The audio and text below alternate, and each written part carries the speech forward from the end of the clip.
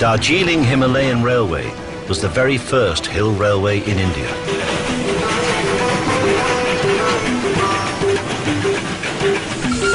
Referred to as a DHR for the last 125 years, it's ferried passengers on an improbably narrow 2 feet wide track into the Himalayas and to Darjeeling.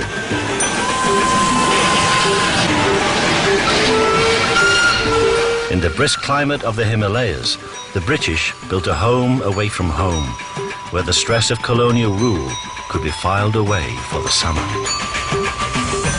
Like the tea and the Gurkhas, the train has become an indelible part of the identity of these hills, and it touches the lives of everyone it meets on its narrow, twisting climb. This is the story of the Darjeeling Himalayan Railway.